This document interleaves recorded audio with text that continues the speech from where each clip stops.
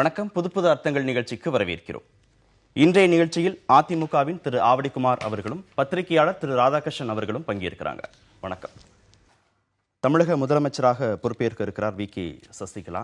வருகிற 9ஆம் தேதி பதவியேற்பு விழா இருக்கும் அப்படின்னு கட்சி வட்டாரங்கள் தரப்பில் சொல்லப்படுகிறது. அதிமுக சட்டமன்ற குழு தலைவராக அவர் தேர்வு செய்யப்பட்டிருக்கிறார். இப்படி பார்க்கலாம் திரு ஆவடிக்குமார்.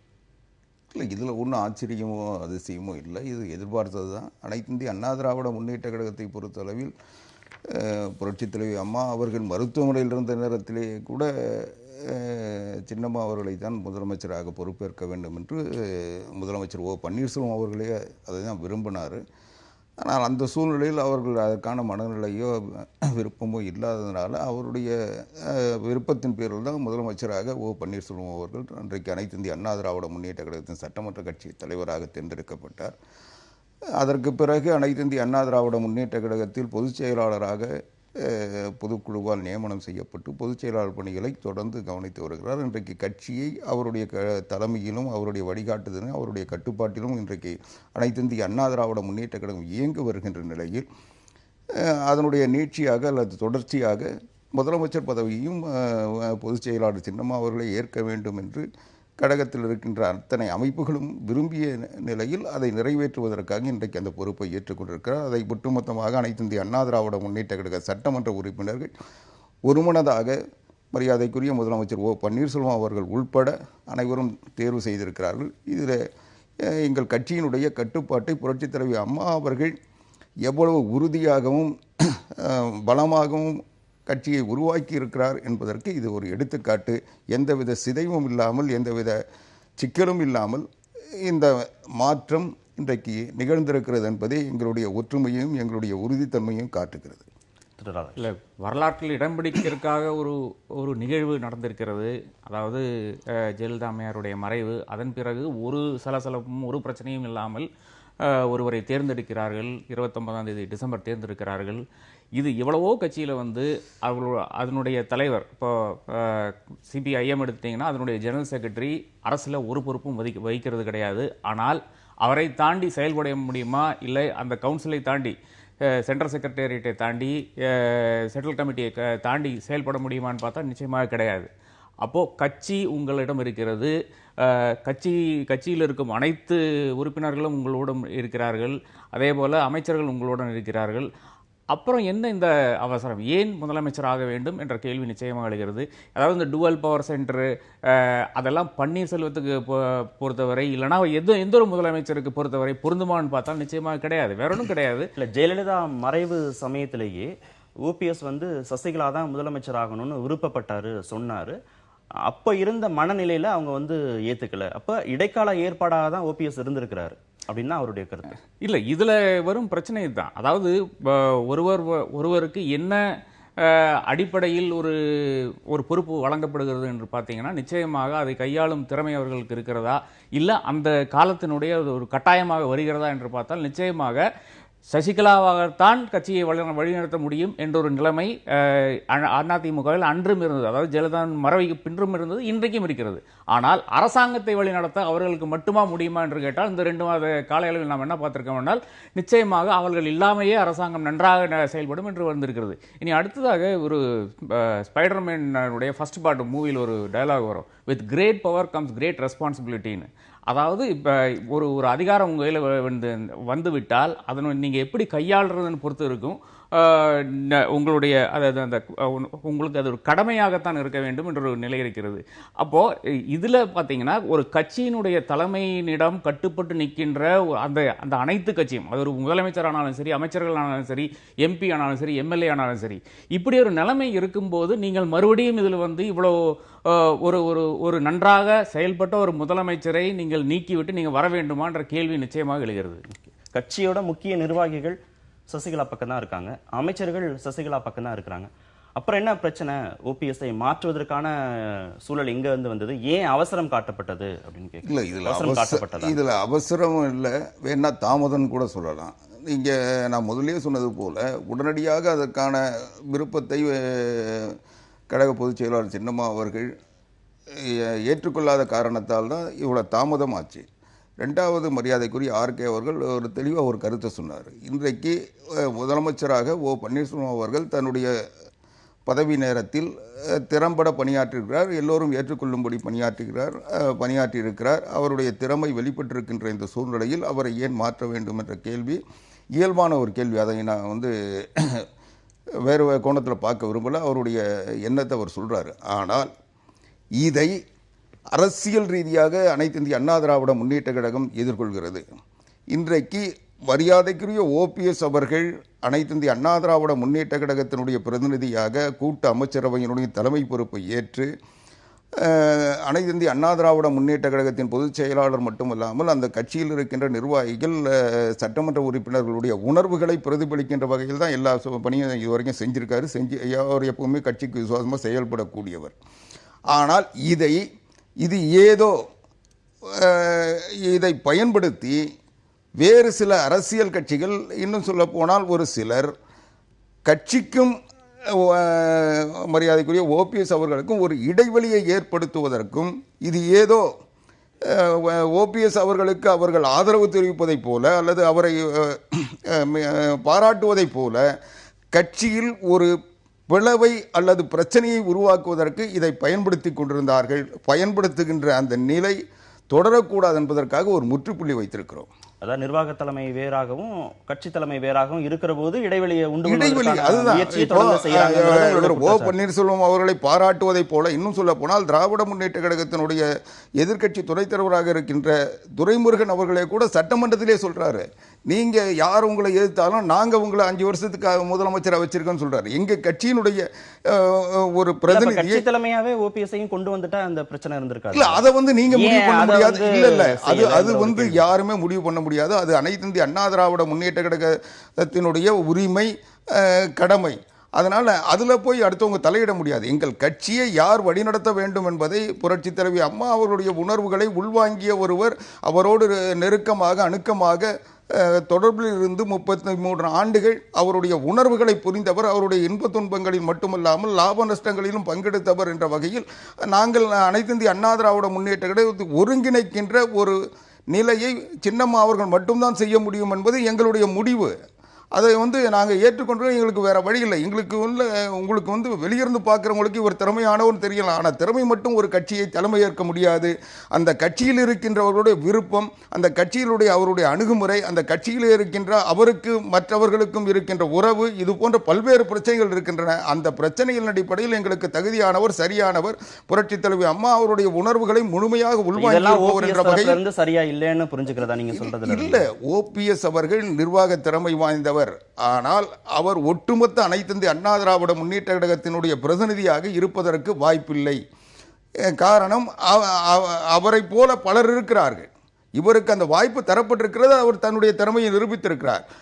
அதை போல வாய்ப்பு கிடைக்காதவர்கள் பலர் இருக்கிறார்கள். அவரை விட சீனியர்கள், இன்னும் சொல்ல போனால் அவருக்கு முன்னாலே புரட்சி தலைவி அம்மா அவர்களை தேடி வந்தவர்கள், புரட்சி தலைவி அம்மா அவருடைய தலைமை ஏற்றவர்கள்லாம் இருக்காங்க.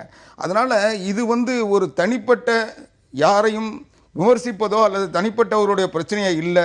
இது எங்களுடைய கட்சியினுடைய பிரச்சனை. எங்களுடைய கட்சி புரட்சி தலைவி அம்மா அவர்களை முழுமையாக ஏற்றுக்கொண்டு விசுவாசத்தோடு இருக்கின்ற நாங்கள், புரட்சி தலைவி அம்மா அவர்களுக்கு எல்லா நேரங்களிலும் யார் விசுவாசமாக இருந்தார்கள் என்பதை பார்த்து எடுக்க வேண்டிய முடிவு, அந்த முடிவு தான் இன்றைக்கு சின்னம்மா அவர்களை அந்த இடத்திற்கு கொண்டு வந்திருக்கிறது.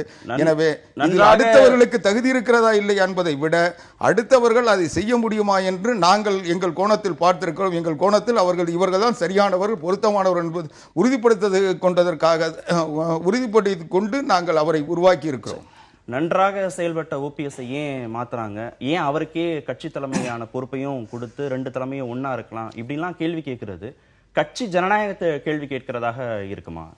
அது ஓரளவுக்கு புரிந்து கொள்ளலாம். அதாவது ஒரு கட்சியினுடைய விருப்ப விருப்பங்கள் நிச்சயமாக அந்த கட்சியை சார்ந்தது, அந்த கட்சி உறுப்பினர்களை சார்ந்தது என்ற நிலை இருக்கும்போது அதிமுக இதுக்கு தான் எம்ஜிஆர் இருந்த காலத்திலேயே ஒரு சரத்தை கொண்டு வந்தார்கள். அதாவது கட்சியினுடைய பொதுச் செயலாளரை தேர்ந்தெடுக்க வேண்டியது ஒரு பொதுக்குழு கிடையாது, அது அனைவரும் கட்சி உறுப்பினர் அனைவரும் சேர்ந்து தேர்ந்தெடுக்க வேண்டும் என்று எம்ஜிஆர் ஒரு சரத்தை கொண்டு வந்தார். அது ஒரு தீர்க்க தரிசனத்தோட கூட தான் கொண்டு வந்தார். அதாவது நாளைக்கு ஒரு பிரச்சனை வந்து விட்டால் நான் மக்களினுடைய பிரதிநிதி இல்லாவிட்டால் கூட என்னுடைய அனைத்து கட்சியினுடைய பிரதிநிதியாக வருகிறேன் என்ற அந்த சரத்தில் கொண்டு வந்தார்.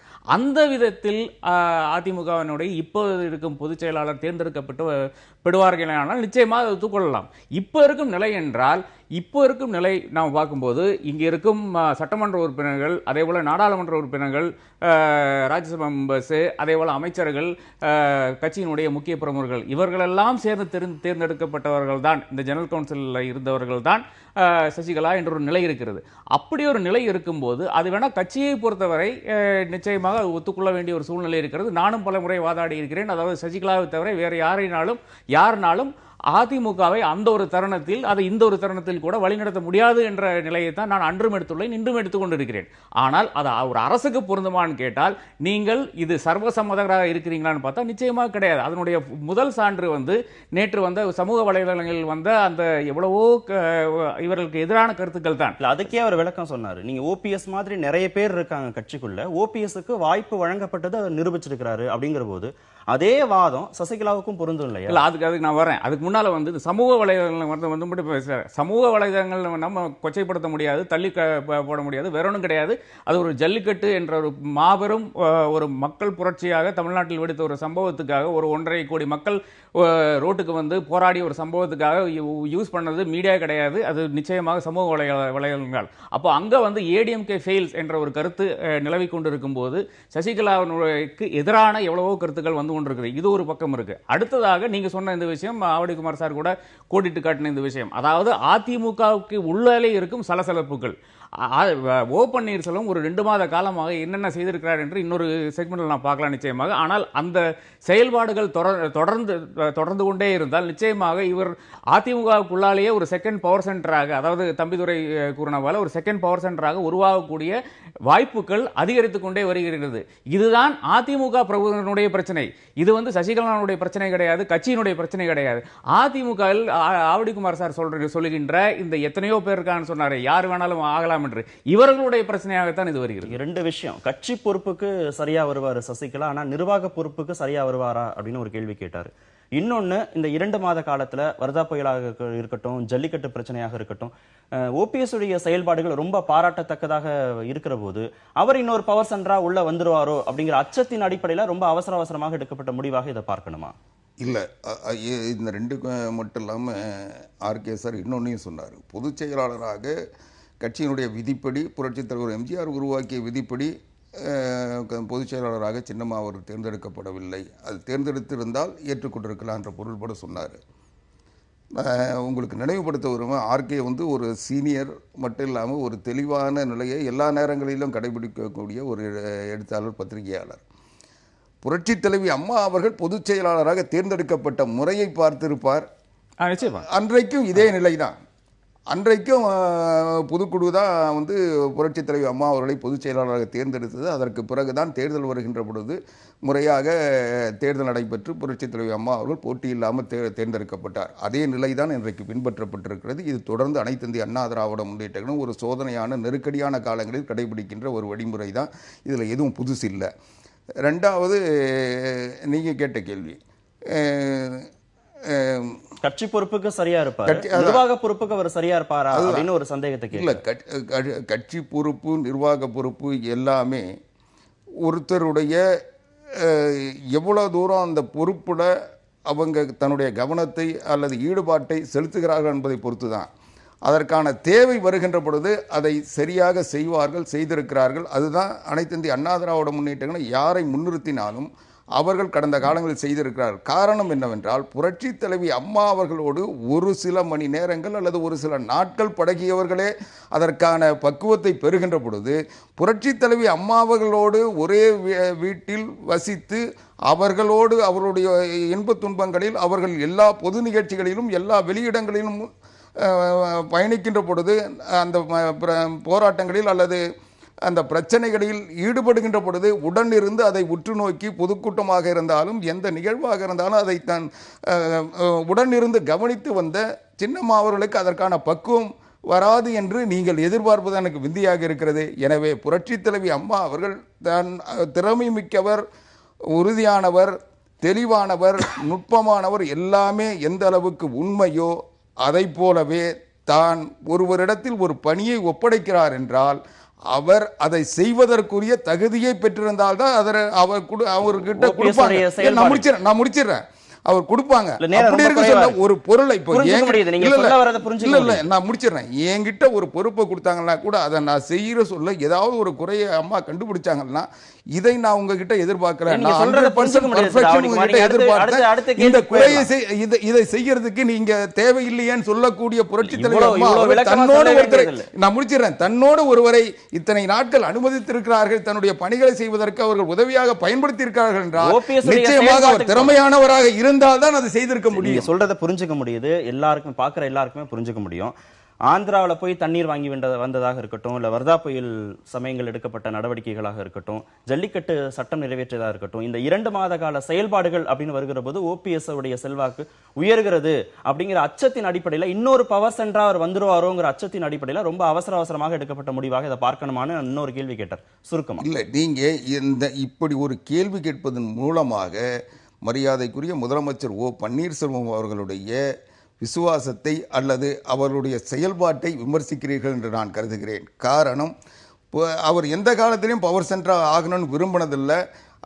அதற்கான வாய்ப்புகளை அவர் எந்த நிலையிலும் உருவாக்கினதில்லை, உருவாக்கவும் அனுமதிச்சதில்லை. அவர் இன்னைக்கு வரைக்கும் அவருக்கு தனியாக ஒரு கோஷ்டியோ அல்லது தனியாக விசுவாசிகளையோ தனியாக நட்புகளையோ அவர் உருவாக்கி கொண்டவர் இல்லை. அவர் ஒரு கட்சியினுடைய உண்மையான விசுவாசியாக, கட்சியினுடைய நலம் மட்டுமே நாடுகின்ற விரும்புகின்ற ஒரு புனிதமான தொண்டராக தன்னுடைய கடமைகளை செய்து கொண்டிருப்பவர். அவருக்கு அளிக்கப்பட்ட பணிகளை எதுவாக இருந்தாலும் அதை நிறைவோடு செய்திருக்கிறார். அந்த வகையில் அவர் அதை தன்னுடைய கடமையாக எண்ணி செய்திருக்கிறார். அதனால் அதை நாம் பாராட்ட வேண்டுமே தவிர அதை வைத்துக்கொண்டு ஒரு இடைவெளியை தலைமைக்கும் அவருக்கும் ஏற்படுத்தி அவருக்கு ஒரு அவப்பெயரை உருவாக்க வேண்டாம் என்று நான் கேட்டுக்கொள்கிறேன். சசிகலாவுடைய நிர்வாக திறன் அப்படின்னு குறித்து நம்ம பேசுகிற போது நீங்கள் குறிப்பிட்டீங்க. அதுக்கு அவர் பதில் சொல்லுகிற போது அவருடைய கடந்த கால அரசியல் அனுபவங்களை பற்றி சொன்னார். கூட்டணி தொடர்பாக பேச்சுவார்த்தை நடத்துகிற போது கூட சசிகலா உடன் இருப்பார் அப்படின்னு கட்சி தலைவர்கள் கூட சொல்கிறாங்க. அதே விமர்சனம் நிர்வாக பொறுப்புக்கு வருகிற போது அவருக்கு வந்து அனுபவம் இருக்காங்கிறது எம்ஜிஆருக்கும் வைக்கப்பட்டது, ஜெயலலிதாவுக்கும் வைக்கப்பட்டது. அவங்க வந்த பிறகு நிரூபித்து காட்டியிருக்கிறாங்க. அதாவது நம்ம கொஞ்சம் வரலாற்றில் திரும்பி போய் பார்த்தோம்னா 89 காலத்தில் என்ன நடந்ததுன்னு நாம் பார்த்தோம். அதாவது எம்ஜிஆருக்கு அருகாமையிலேயே இருந்த ஜானகி அம்மையார் தான், அதாவது அவர்களுக்கு வந்து கட்சி பணிகளில் வெளிப்படையாக அவர்கள் ஒன்றும் செய்யவில்லை என்று இருந்தால் கூட அவர்கள் உள்ளே எவ்வளவோ பணிகள் ஆற்றியிருக்கிறார்கள் என்றது அனைவரும் அறிந்தது.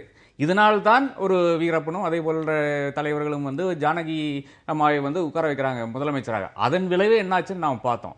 அப்படி ஒரு ஹிஸ்டாரிக் ஆப்பர்ச்சுனிட்டி மறுபடியும் அதே மாதிரி ஒரு நிகழ்வு நடந்துடக்கூடாது என்பதற்காக அதிமுகவை கட்டுக்கோப்பில் வச்சிருக்கிறார் என்றதுக்காகத்தான் இப்போ சசிகலா என்பவர் வருகிறார்.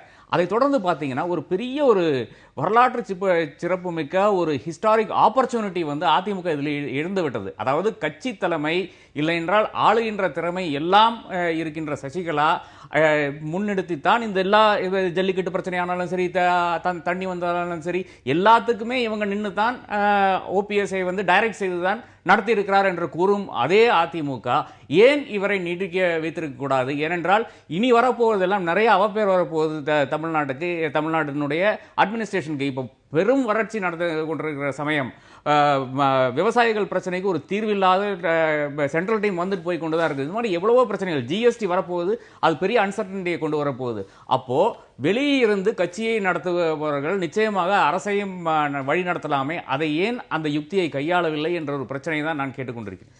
அதாவது மரியாதைக்குரிய ஆர்கே அவர்கள் சொல்வதில் அதிலேயே பதில் இருக்கு.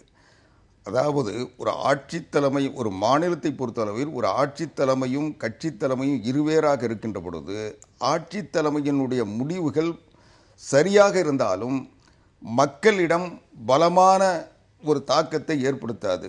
அதை நாங்கள் இந்த 2 மாத அனுபவத்தில் பார்த்திருக்கிறோம். அது கட்சிக்கு ஒரு பின்னடைவை உருவாக்குகிறது. ஆட்சி தலைமை சரியான நடவடிக்கை எடுத்திருந்தால் கூட அதை சரியான வகையில் மக்களிடம் கொண்டு சேர்க்க முடியாத ஒரு தேக்கம் கட்சி தலைமை வேறாக இருக்கின்ற காரணத்தால் ஏற்படுகிறது. அதை எல்லாம் எங்களுக்குள் கட்சியில் ஏற்பட்ட அந்த உணர்வுகளை உள்வாங்கியதற்கு பிறகுதான் இருவேறு தலைமைகள் இருக்கின்ற பொழுது அடுத்தவர்கள் சென்று முடிவதற்கு ஒரு வாய்ப்பும், இன்னொரு பக்கம் அந்த தலைமையினுடைய முடிவு ஒரு பலகீனமான முடிவாக மக்களால் பார்க்கப்படுகின்ற 2 சூழலையும் மாசத்துல எடுக்கப்பட்ட முடிவுகள் வந்து மக்கள்கிட்ட சரியா போய் சேரல, தாக்கத்தை ஏற்படுத்தலைங்கிற அடிப்படையில இப்ப சசிகலா முதலமைச்சராக தேர்வு செய்யப்பட்டிருக்காருன்னு புரிஞ்சுக்கலாமா? நான் முடிச்சிடுறேன். சரி, ஒரு இடைவேளை எடுத்துட்டு இதை தான் தொடர்ந்து பேச போறோம். இடைவேளை எடுத்து நம்ம தொடர்ந்து பேசுவோம்.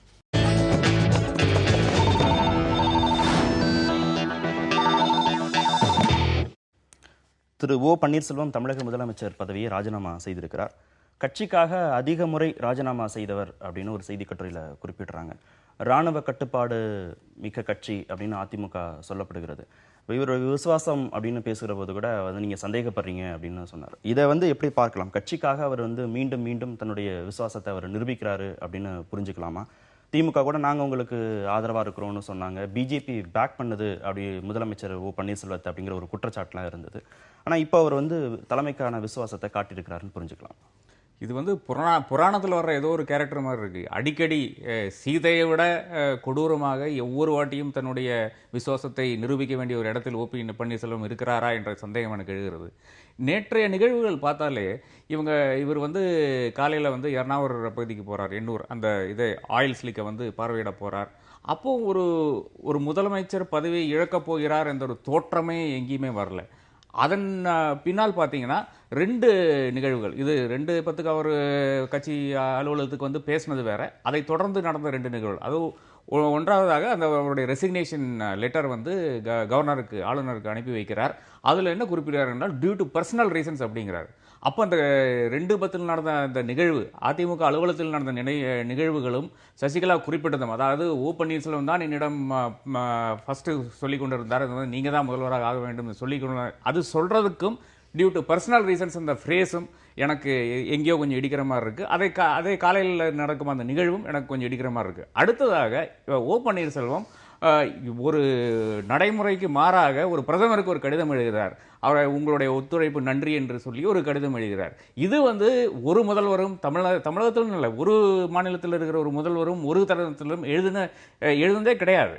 ஸோ இந்த மாதிரியான 3 பிரச்சனைகள் எனக்கு வருது. ஒன்று, இவர் வந்து ஒரு சாதாரணமாக இன்றும் நான் தான் முதல்வர் என்ற ரீதியில் போய் பார்வையிடுகிறார். அடுத்ததாக டியூ டு பர்சனல் ரீசன்ஸ் என்ற ஒரு பிரச்சனை அவர் எழுப்புகிறார். மூன்றாவதாக ஒரு எதிர்கட்சி, அதாவது தன்னை கொடூரமாக தாக்கின எதிர்கட்சி, தன்னுடைய கட்சியை தாக்கின ஒரு எதிர்கட்சியாக தமிழகத்தில் விளங்குகிற பாஜகவினுடைய தலைவருக்கு ஒரு கடிதத்தை எழுதுகிறார்.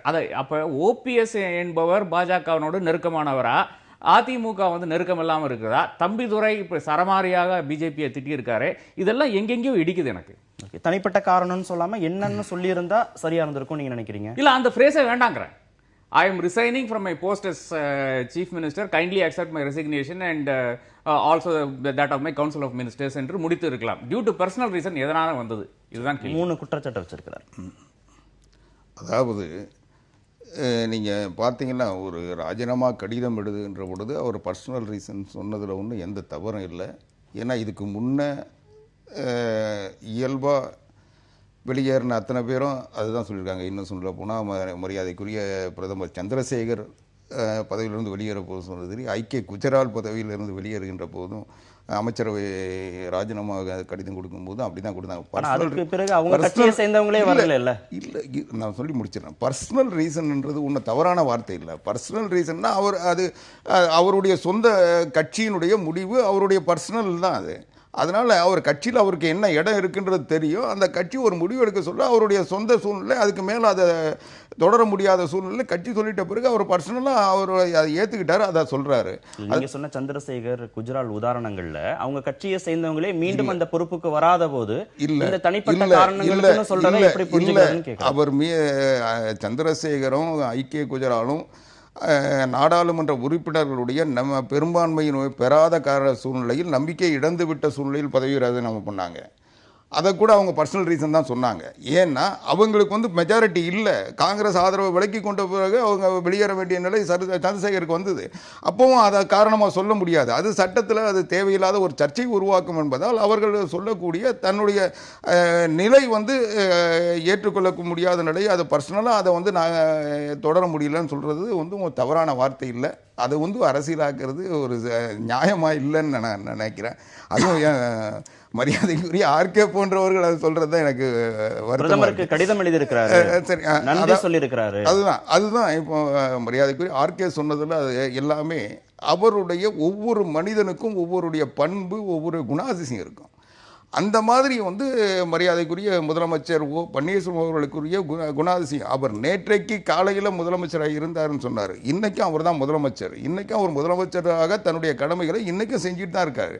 அதனால் அவரை பொறுத்தவரை அவர் எந்த நிலையிலும் தன்னுடைய விருப்பம் எது என்பதை அடுத்தவர்கள் உணராத வகையில் தன்னுடைய கடமைகளை செய்யக்கூடிய ஒரு குணநலனை படைத்திருப்பவர். அதனால அவர் முகத்தை வச்சோ அவருடைய அதிமுகவுக்கு நெருக்கடி கொடுக்கிறதாக சொல்லக்கூடிய பிஜேபிக்கு தம்பிதுரை ஒரு கருத்தையும் முதலமைச்சர் ஒரு கருத்தையும் சொல்லக்கூடிய நிலையில நன்றின்னு சொல்லியிருக்கிறாரேன்னு கேட்கிறார். இல்லை, நீங்க அதிமுகவுக்கு பிஜேபி இல்லை, வேற எந்த கட்சியும் இந்தியாவில் நெருக்கடி தர முடியாது. காரணம், புரட்சி தலைவி அம்மா அவர்கள் அதிமுகவை இன்னொருத்தர் நெருக்கடி கொடுக்குற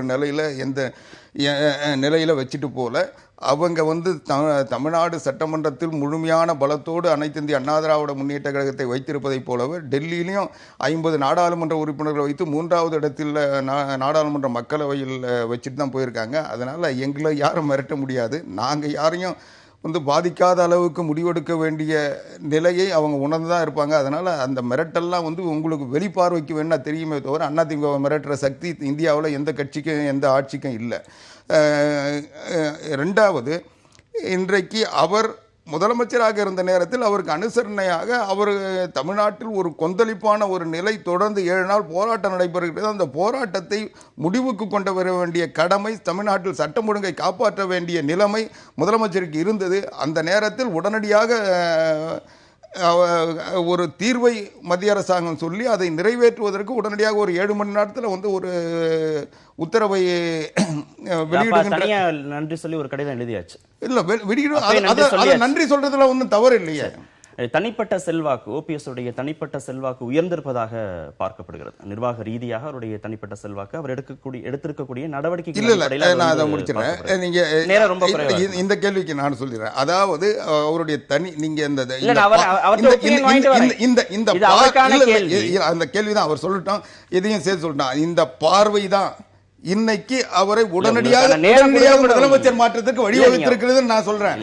ஏன்னா இது வந்து கட்சியினுடைய செல்வாக்கு. அவர் என்ன ஒப்பீனியன் சொல்றாருன்னு சொல்லி நீங்க உள்வாங்கிட்டு சொல்லலாம். ஏன் தனிப்பட்ட செல்வாக்கு உயர்ந்திருப்பதாக பார்க்கவே கூடாதுங்கிற ஒரு வாதத்தை ஏன் முன்வைக்கணும்? இல்ல, நிர்வாக ரீதியாக ஒரு கருத்து சொல்லப்படுகிற அடிப்படையில என்ன தாக்கத்தை ஏற்படுத்தும்? அவருடைய இமேஜ் கூடியிருக்கு அப்படின்னு சொல்லக்கூடிய நிலைமையில எதிர்காலத்துல என்ன மாதிரியான கட்சி ரீதியாக, என்ன மாதிரியாக நிர்வாக ரீதியாக என்ன மாதிரியான தாக்கத்தை இது வந்து உருவாக்கும்னு நம்பலாம்? இல்ல, இதை ஓபிஎஸ் வந்து 2 மாதம் முதலமைச்சராக நீடிக்க வைத்ததுதான் அதிமுகவினுடைய பெரும் பிரச்சனையாக நான் கருதுகிறேன். வேறொன்றும் கிடையாது.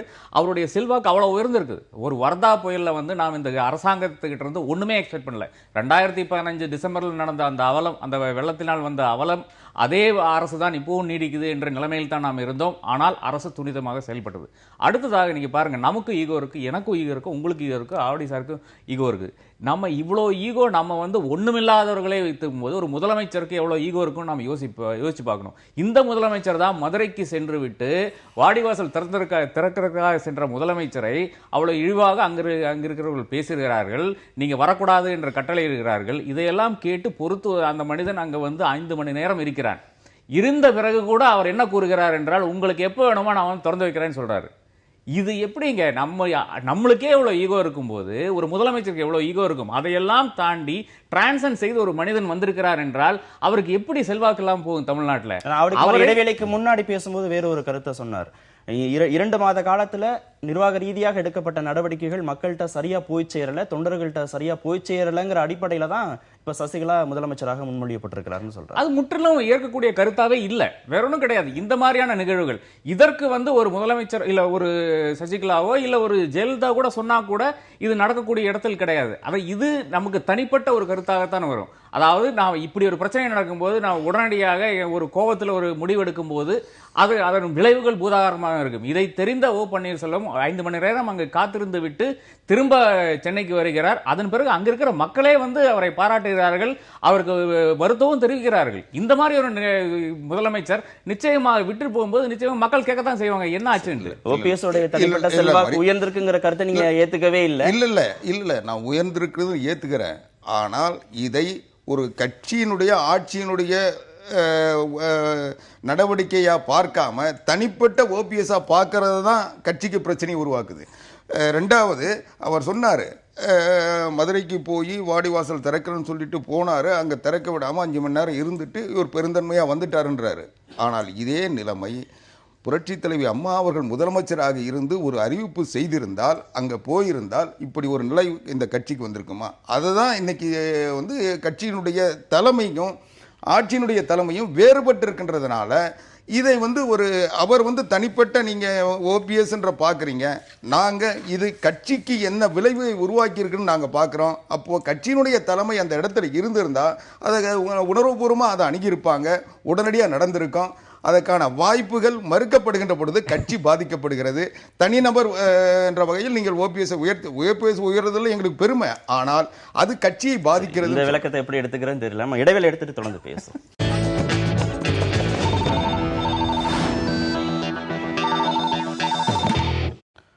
தமிழக முதலமைச்சராக சசிகலா பொறுப்பேற்பார் அப்படின்னு செய்தி வெளியான தொடங்கியதுமே பல அரசியல் கட்சி தலைவர்கள்ட்ட இருந்து பல்வேறு விதமான கருத்துக்கள் வந்தது. திமுக பிஜேபி தரப்புல இருந்து எதிர்கருத்தும் மற்ற கட்சிகள் தரப்புல இருந்து ஆதரவு கருத்தும் வந்திருக்கிறது.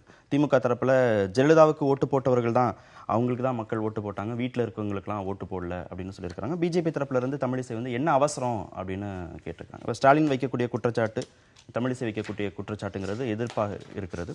அதே மாதிரி மற்ற கட்சி தலைவர்கள்லாம் வரவேற்றிருக்கிறாங்க. இது எப்படி பார்க்கலாம்? இல்லை, ஸ்டாலினுடைய கருத்தும் அதுபோல தமிழிசையினுடைய கருத்தும் வரவேற்கத்தக்கதான் இருக்குது. அதாவது அவங்க எழுப்பும் கேள்விகளுக்கு நிச்சயமாக அதிமுக தரப்பிலிருந்து விளக்கம் தர வேண்டும் என்று நான் கருதுகிறேன். அதாவது ஒரு முதல்வர் நன்றாக இயங்கிக் கொண்டிருக்கிறார், அவங்கள ஏன் மாத்துறீங்க, இது எங்களுடைய உள்கட்சி விவகாரம் என்று சொல்லி தட்டி கழிக்க முடியாது என்று நான் கருதுகிறேன் அதிமுக. அடுத்ததாக நீங்க 89 அந்த நிகழ்வுகளுக்கெல்லாம் காரணமே திமுக தான். அப்ப திமுக ஒன்றும் பெருசா ஒரு மாரல் ஹை கிரவுண்ட்ல இருந்து சொல்ல, இன்றைய அரசியல் சூழலுக்கு ஏற்புடைய ஒரு கருத்தை அவர்கள் வெளியிட்டிருக்கார்கள் என்றுதான் நான் பார்க்க முடியும். பாக்கி இருக்கிற எத்தனையோ பேர் இதே கேள்விதான் எழுப்புறாங்க. ஏன் ஒரு தேர்தலை சந்தித்த பிறகு வரக்கூடாது, இல்லை என்றால் ஏன் இந்த அவசரம்? இப்ப 2 மாசம் தான் இவர் நன்றாக பணிபுரிந்து கொண்டிருக்கிறார், ஏதோ ஒரு பிரச்சனை வந்துவிட்டால் அதன் பிறகு இவரை மாற்றி இருக்கலாமே. இல்லை என்றால் நீங்க தான் ஒரு அதிமுக என்றால் ஒரு ராணுவ கட்டுக்கோப்பாக நடக்கின்ற ஒரு கட்சி, அந்த ஒரு ராணுவ கட்டுக்கோப்பில் நடக்கிற ஒரு கட்சிக்கு யார் முதல்வரானாலும் என்ன, இந்த பிரச்சனைகள் எல்லாம் அனைவரும் எழுப்பிக் கொண்டுதான் வருகிறார்கள். ஆனால் சாதகமாக இருக்கும் கட்சிகள் மட்டும்தான், அதாவது அதிமுகவினோட எப்போவாச்சும் ஒரு உறவு வருமா என்று இயங்கிக் கொண்டிருக்கிற கட்சிகள் மட்டும்தான் இதை வரவேற்கிறது என்றான் என்னுடைய கருத்து. மக்களின் விருப்பத்துக்கு விரோதமாக இது நடந்திருக்குன்னு ஸ்டாலின் குற்றச்சாட்டை வைக்கிறாரு. நன்றாக செயல்பட்ட ஓபிஎஸ் மாற்றக்கூடிய நிர்பந்தம் ஏன் வந்ததுன்னு தமிழிசை கேள்வி கேட்கிறாங்க. மற்ற கட்சி தலைவர்கள் பொறுத்திருந்து பார்க்கணுங்கிறாங்க, வரவேற்கணும் அப்படின்னு சில கட்சி தலைவர்கள் சொல்றாங்க. எப்படி பாக்குறீங்க? இல்ல, இதை 2 வகையா பிரிக்கிறோம். முதல்ல எதிர்கட்சி தலைவர் ஸ்டாலினுடைய கருத்தை பார்த்தீங்கன்னா, அவர் என்ன சொல்ல வர்றாருன்னா,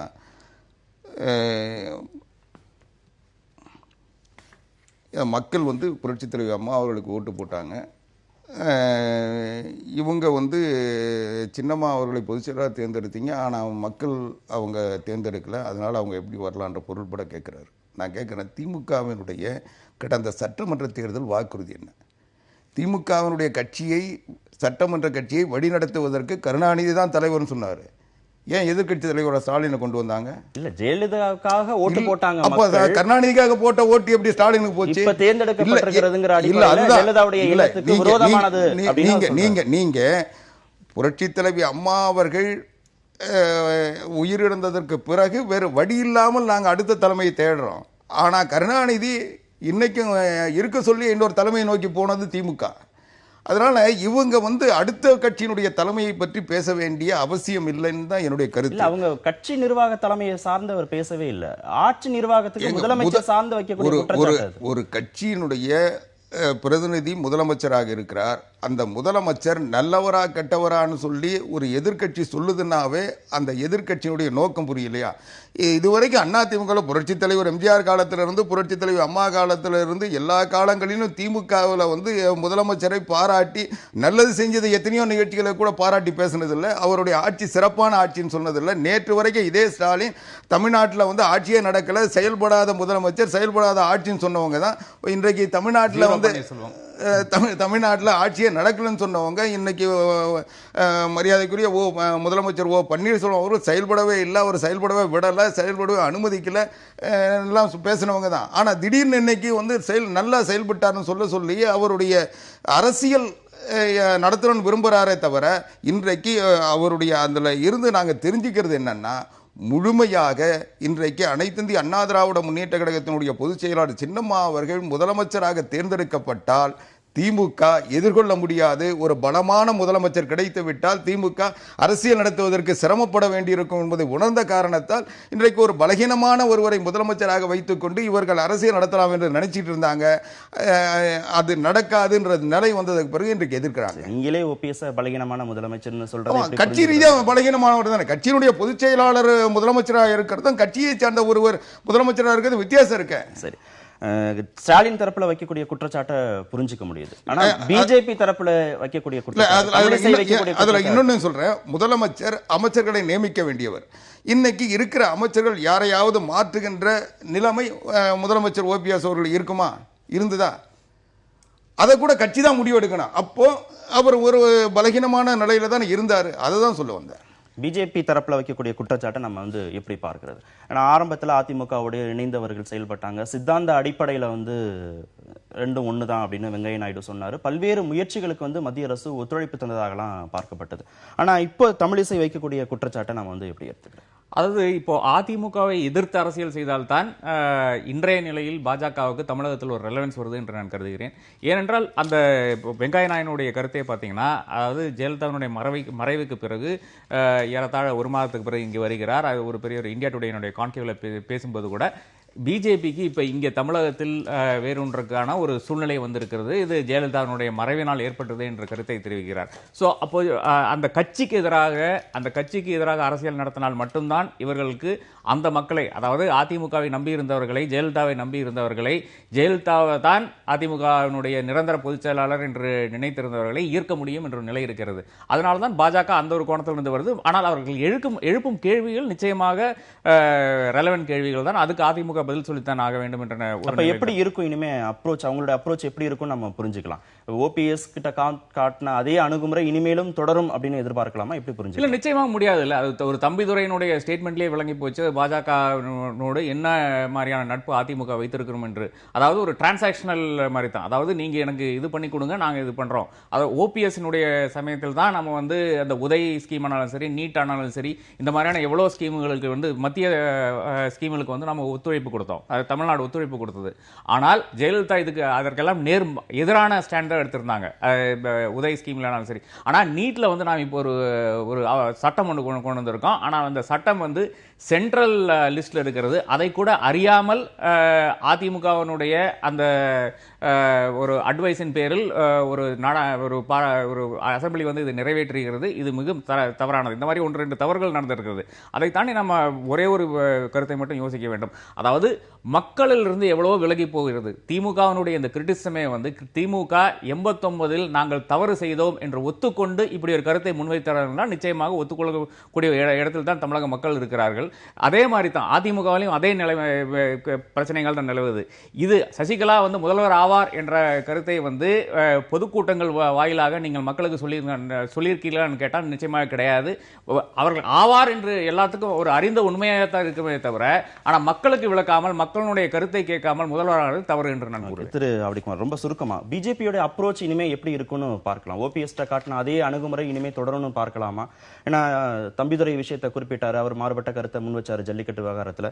நடராஜன், சசிகலாவுடைய நடராஜன் பார்க்கப்பட்டது, இப்போ அவர் முதலமைச்சருடைய கணவருங்கிற அடிப்படையில் அவர் காவிமயமாக்குவதற்கு முயற்சி செய்யறாங்க தமிழ்நாட்டில்னு பிஜேபி தரப்புல குற்றச்சாட்டு வைக்கிறாரு. இது இனிமே இது அணுகுமுறையை எப்படி மாத்தும்னு எடுத்துக்கலாம்? இல்லை, நீங்கள் அடிப்படையை ஒரு தவறாக புரிஞ்சுக்கிட்டு கேள்வி எழுப்புறீங்க. என்னென்னா, மரியாதைக்குரிய முதலமைச்சர் ஓ பன்னீர்செல்வம் அவர்கள் தமிழ்நாட்டினுடைய முதலமைச்சர் என்ற வகையில் மத்திய அரசாங்கத்தோடு இணக்கமான நெருக்கமான நட்பை கடைபிடித்தார் அல்லது உறவை நிலைநிறுத்தினார் என்றதான் அதனுடைய பொருளை தவிர அவர் எந்த காலத்திலும் பிஜேபியோட நெருக்கமாயிடல. தம்பிதுரை பண்ண தமிழகத்தின் நாடாளுமன்ற உறுப்பினர் அடிப்படையில் அதை கடைபிடிக்கலையே, மாறுபட்ட கருத்தை தானே வச்சாரு. அதுதான் சொல்றேன். அது தமிழ்நாடு அரசாங்கம் மத்திய அரசாங்கத்தோடு இணக்கமாக இருந்து ஒரு சில செயல்களில் அவர்கள் நிறைவேற்றி தந்தாங்க, அதுக்கு நன்றி சொல்றாரு. ஆனால் அதே மத்திய அரசாங்கம் இன்னும் வறட்சி நிவாரண நிதி தரல, வார்தா புயலில் ஏற்பட்ட பாதிப்புக்குரிய நிவாரணம் கூட முழுமையாக தரல, ஒரு பகுதி தான் தந்தாங்க. அதனால இது எல்லாமே பல்வேறு சிக்கல்கள் இருக்கு. ஆனால் மாநில அரசாங்கம் மத்திய அரசாங்கத்தோடு இணக்கமாக இருந்தது, முதலமைச்சர் அதற்கு காரணமாக இருந்தார். அந்த வகையில் மத்திய அரசாங்கம் சொன்ன கோரிக்கைகளை ஏற்றுக்கொண்டதால் நாங்கள் அதற்கு அனைத்து இந்திய அண்ணா திராவிட முன்னேற்ற கழகம் மத்திய பாரதிய ஜனதா கட்சியோடு எந்த காலத்திலும் புரட்சி தலைவி அம்மா அவர்கள் காலத்திலிருந்து இணக்கமாகவும் இல்லை, எதிர்ப்பாகவும் இல்லை. தேவையான நேரங்களில் தேவையான பிரச்சனைகளின் அடிப்படையில் முடிவுகள் எடுத்திருக்கிறோம், அது தொடரும். அதனால நாங்கள் பாரதிய ஜனதா கட்சிக்கு கூட்டும் போகல, நாங்கள் பாரதிய ஜனதா கட்சியை ஆட்சி விட்டு அகற்றுவோம்னு சொல்லலை. எங்களை பொறுத்த வரைக்கும் அனைத்து இந்திய அண்ணா திராவிட முன்னேற்றம் சுயம்புவாக சுயத்தன்மையோடு சுய தலைமையோடு இயங்குகின்ற கட்சி. அதனால எங்களுக்கு தமிழ்நாட்டினுடைய ஜீவாதார பிரச்சனைகள் மட்டும்தான் விரிவாக நிகழ்ச்சியில் பங்கேற்ற இருவருக்கும் மிக்க நன்றி. மீண்டும் சந்திப்போம். நன்றி.